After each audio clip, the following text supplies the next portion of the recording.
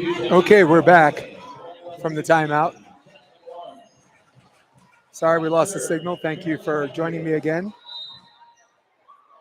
The volleyball and all of its accuracy and elegance hit the laptop, shut the laptop shut, and then lost the signal.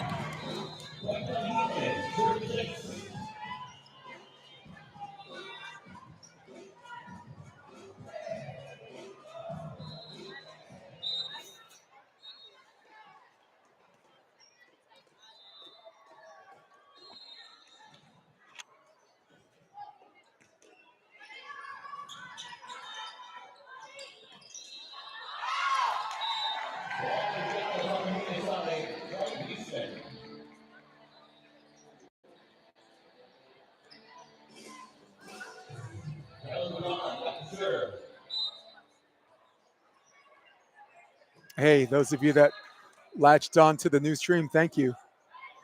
I'm actually I got some bodyguards right now guarding the laptop for me.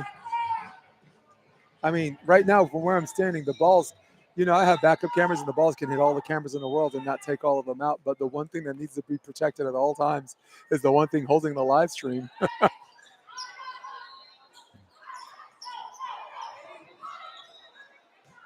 Cross court net ball hits the ground.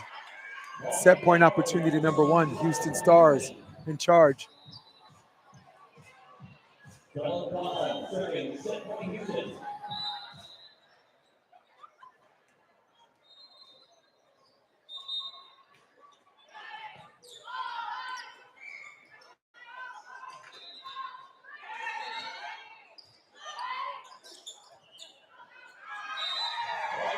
Wow, that ball's out of bounds and just running away with the first set.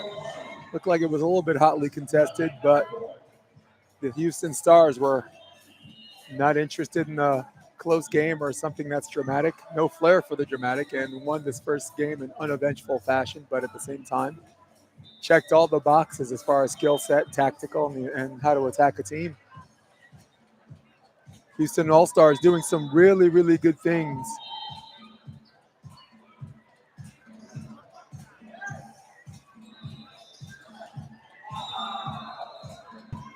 So the Houston All-Stars are, of course, out of Houston, Texas. The program director is Leon Blazer. And Leon Blazer is a very, very, very capable coach. On this very handle, NY Varsity Sports, there's a podcast about club volleyball, about indoor club volleyball. So I wanted representatives from each region. So I picked a New Yorker, Colin Henry, who at the time was coaching New York City Juniors. From the West Coast, of course, SCVC, Ashley Clark, doing really good things out there. And, of course, the Midwest, my Midwest representative for the panel, the coaching panel for the four coaches was Leon Blazer. So get a chance to tune in. Great conversation. We ran it for about an hour and a half, but, it offered the perspective of the recruitment process, dealing with parents, the onboarding meeting, and all of the stuff that comes with it. Yeah, great podcast. It's on here on NY Varsity Sports. Just look up the option in quotations and the coaches' names. And in fact, look up the option, any name you want. Look up Todd Rogers. He's on there. Look up the option Dane Blanton. He's on there. Look up the option Fallon Funa Moana. Great episode with her. A little international flavor. Look up the option Sharif Younuseh from Qatar. His English is very good. And of course, University of Hawaii's own Gage Worsley. Gage was on. We went 2 hours and change.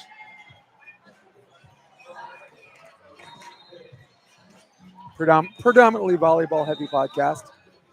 But today is more about broadcast and less about podcast. And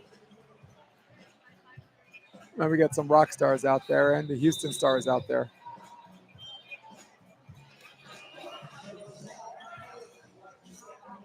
Here we go.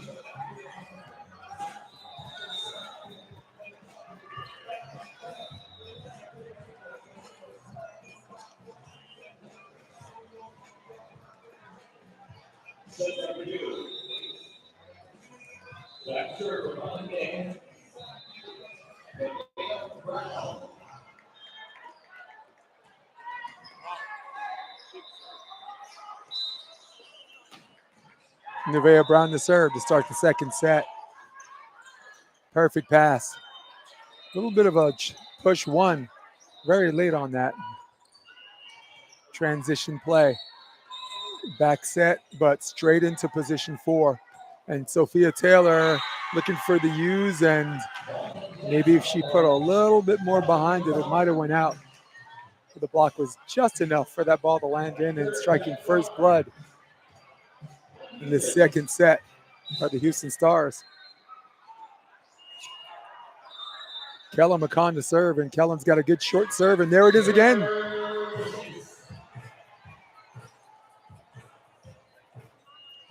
A little bit of a deja vu moment from the first set as McCon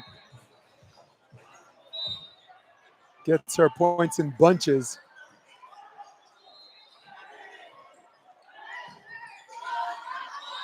Serving a libero, and there's another ace.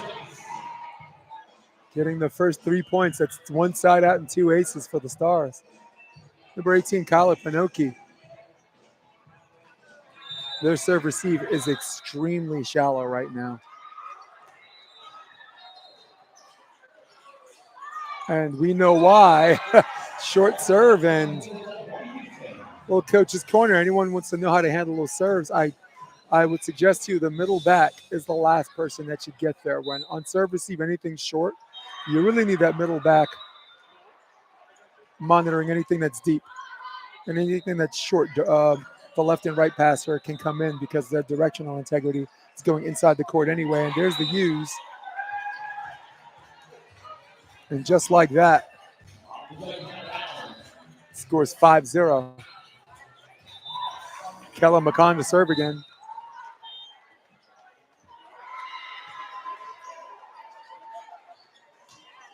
Another teardrop. Looks like the easiest server in the world, but things are not what they seem, and that ball is out of bounds. And here we go. Timeout is called, and much to the IQ of the coach, I thought it was in a timely fashion. And I mean, I personally and professionally always like to do the timeout chain a little earlier. My magic number is 3. Because us as coaches, we always want to tell ourselves, no, next play. And then next thing you know, you're down a bunch of points. And I will only say this. Nobody ever regrets calling timeout. You always regret not calling a timeout.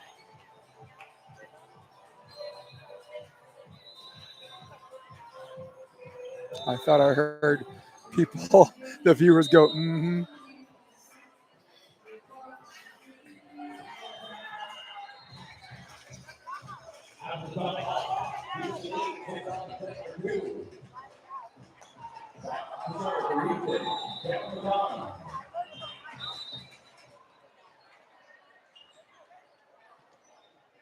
All right, we're back.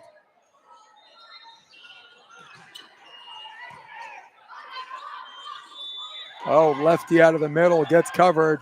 Free ball situation. Who are they going to go to? They go outside to Whitley, gets dug. Ball out of the pipe and free ball situation. Do they go back to Whitley on the go? I think they do. And boy, was she underprepared for that. She created her string a little early and a little too inside, and almost looked like an in and out approach as opposed to an out and in approach. And finally getting on the board is Ta'aheen. They got a little bit of work to do, trailing 1-0 and also 1-6 here. And setter is back row. And I this is not the first time I've said this, let alone on the last 3 broadcasts. I do not like the referees allowing them to get away with that. If your contact is above the height of the net, that is a back row attack, and it is illegal.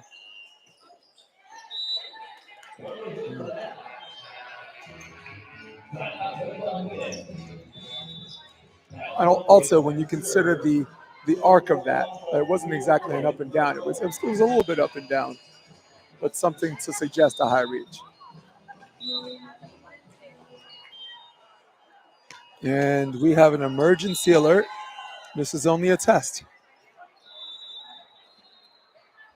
7-2. Sorry, everyone's phones went off at the same time. There's a test of the Hawaii emergency system, and Their way of saying just kidding.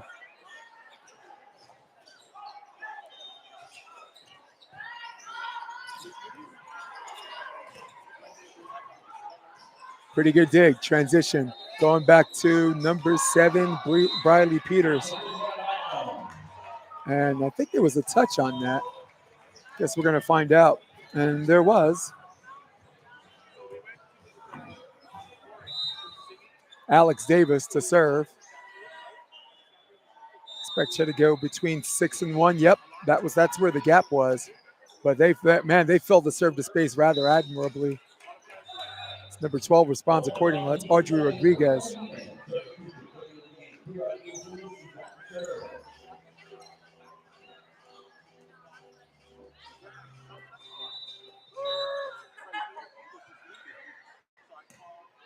Kira to serve.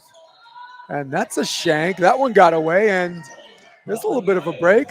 Something they're looking for, a little bit of momentum, right? Get a serve, get a touch block, get a dig, stir up the pot a little bit. Maybe make this 6-9, and then from there, reassess. Wow, don't need to if you're serving like that. Number 7, Kiera Neopoulos is on fire. Neopoulos. I got to say that 5 times. She gets another A. She's definitely going to remember everybody, remember the name. Another drifter, left shoulder served, handle a little bit better. There's a tempo 1 and tipped over the block. A little bit of a teardrop, if you will, and the score is 10-5.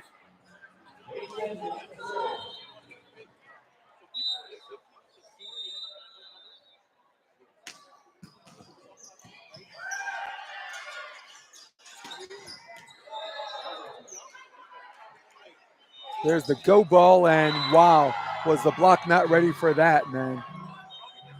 Beautiful go ball play. Number 7 on the termination, Briley Peters, making this 11-5. Not sure if the Stars stay on this court for the next match, but good chance to see them just to show their stuff at the Hawaiian Convention Center, and there is an ace. Quick transition play, quick ace, and just like that.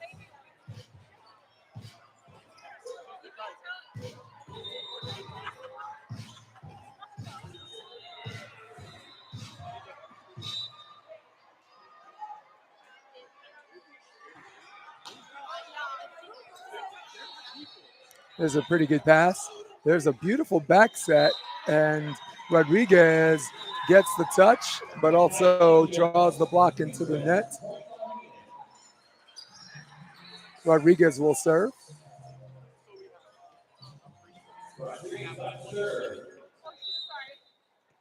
Addie Lewis waiting for that 5-5 from the Houston Stars. No, this time they go to the libero, and the new dinosaur, the not extinct dinosaur called the Shankalopoulos, comes into full effect. Number 18, Alex Davis, getting a little tutorial from her coach, and hands out, ready to go. And this one goes into the tape, and big no-no after you get an ace, especially into the net.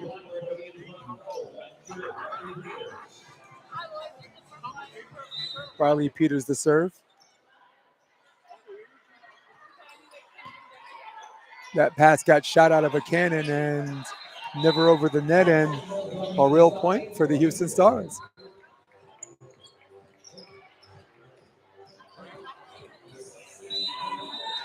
Will they go back to the libero?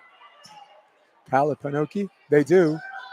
Pinoki, okay pass. With Janaya, gets dug, and pretty good block out of the pipe, but good cover. Man, nothing but bodies on the ground, 3 out of the 6. 8-14.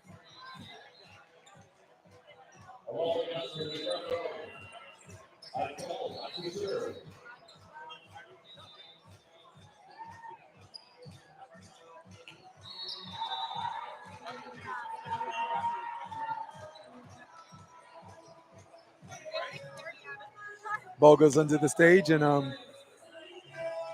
didn't think it was stage fright. I think they're just getting the ball. Emily Akawa to serve.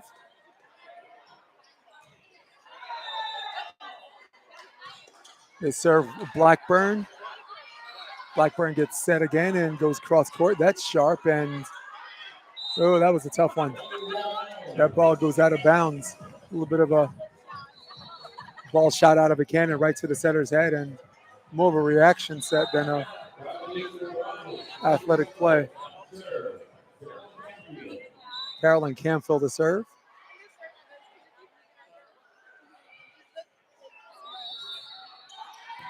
Wow, there's a short one. Dropped like a piece of lead, like an anvil, and Chiara gets aced. It's now 16-8. Now the lead is 8. I think she really meant to go more between position 6 and 5, but no, she didn't. Nope. She meant it then, and she means it again. Nice short serve. Carolyn Canfield. Rinse and repeat. I don't know if the coach wants her to get cute on this. Did he go back to her? Yes and no, and a little bit of action.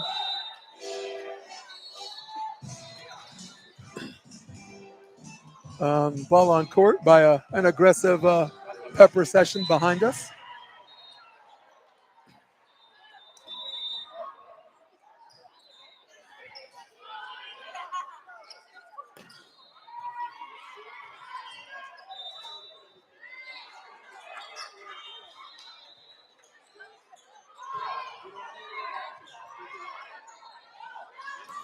Lefty swing, transition. Oh man, 4 was so low, it looked like a lob. There's the go ball that goes inside, and Whitley Blackburn again having a hard time adjusting to some of these slightly out of system sets.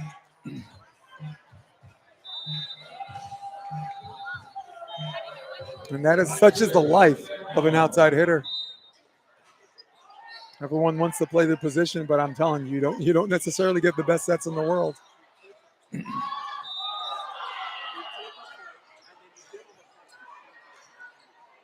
Wow, there's a nice set on the outside, and again, not ready for it. She's approaching in and out. Taylor, the high reach, and looks like she's trying to go split seam, trying to go between the block, and block just gets filled. Jumping in on that, of course, is the setter, number 14, Kella McCann. It's like she stays on the line and just crashes in. Almost a 4 block, if you will.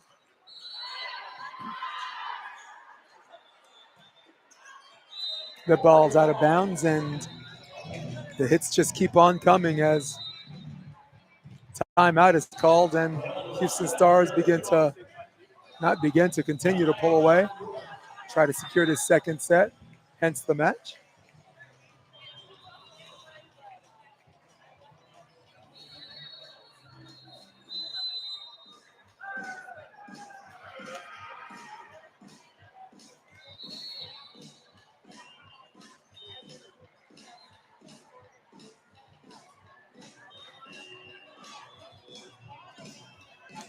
Got a pretty good back shot. I call this the elegant coaching perspective as far as the camera shots are concerned. Got another one just like it. Looks like that. It's more down. The reason why I call us a coach's perspective is because when we're watching videos, it's easier to scan all 12 players. It widens our lens and allows us to watch multiple movements at the same time. And the more you watch this angle, the better you're able to scout and do good work. Win the match off the court. Outside set, Taylor. Wow, better elevation and a little OT off the hands action. Much needed kill to get to double digits, and a little bit of work to do, a lot of bit of work to do.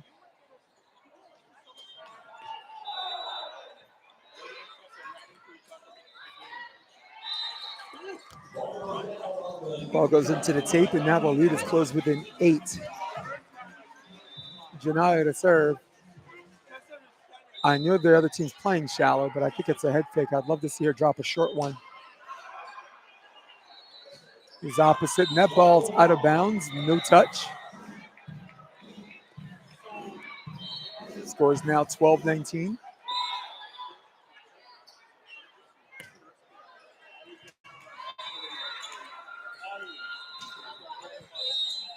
Wow, there's a net violation. No, she's back row. Great call by the top ref who picked it up right away.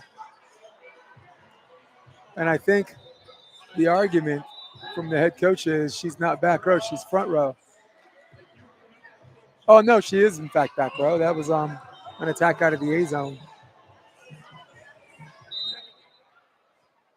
Expect Briley Peters to get this on the outside. Covers the dump, and there's a touch, and then no, actually, there's no touch. Super sub coming in, number 4, Addie Lewis. She's in there to dig a ball, play a little position 6.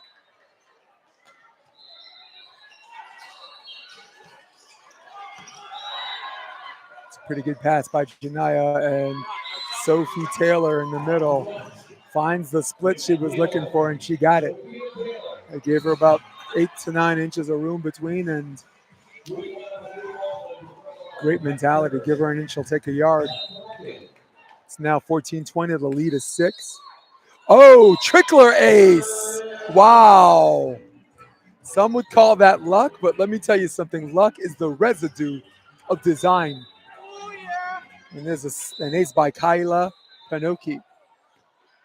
Kyla again, wow, catches the libero high.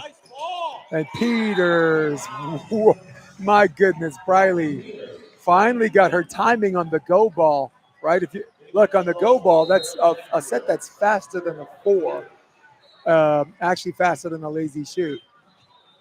You really want, if you have a 4-step approach, you really want to be your second step into it when it touches the setter's hands. Where a regular 4 ball, you're starting your approach the same time it touches the setter's hands. Again, this is just for the 4-step caveat, citing that as a pretext. Sophia Taylor gets the touch, and I think she gets the kill, and the lead is now 5, and they're inching closer, but the window is shutting really fast.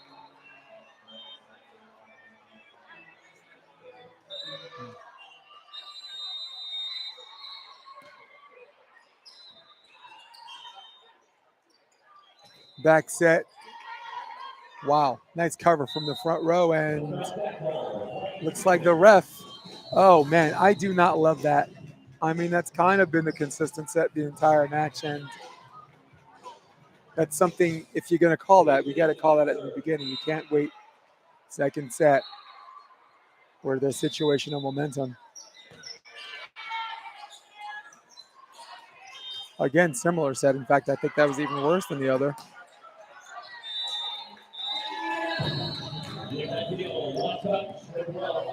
The lead is now 5, and Rodriguez to serve.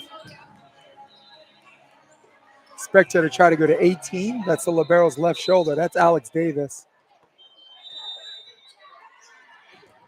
No, this time she goes right shoulder, position 1. Overpass. Wow, great cover. A little ping pong. Peters got it. Riley Peters with the kill.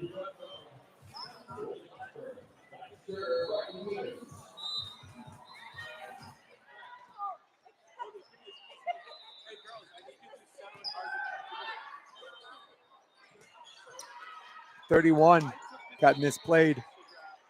Cross court. There's the dig. Going to Janaya. Yes, she's going to get it. Janaya. That ball's out of bounds. Match point. Opportunity number 1. And I really, really appreciated the elevation on the contact, but I think she stopped her swing, you know, at the high point. And when you do that, you lose your topspin integrity, and the ball kind of luff balloons upwards, and that's the result. Coming to match point, opportunity number 1. Going to the middle. Rodriguez gets dug.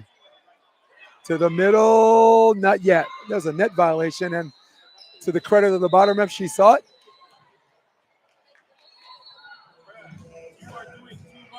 This is number 3, Carolyn Canfield. Guilty as charged. They're in row 5 right now. The setter's front and middle on serve receive, and she didn't see a setter dump she didn't like, so expect maybe a setter's dump on this one if they're in system. Short serve, and never mind that. Eliminate the middleman by getting aces. Emily Akau with an ace. Gets a 21. Start raising some eyebrows. Whitley Blackburn has been hitting very, very well. That's number 13 on the left side. Oh, the libero, the new dinosaur, the Shankalopoulos is not extinct. We dug it up. We found the bones.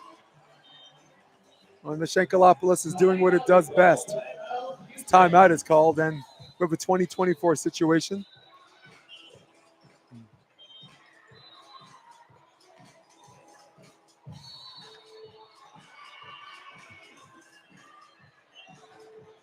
Wonder what their coach is saying. I see her.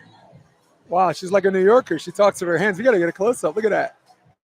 She's like, you bump the ball like this. And when you angle your platform, face your angle. What's this whole facing forward and angling my platform?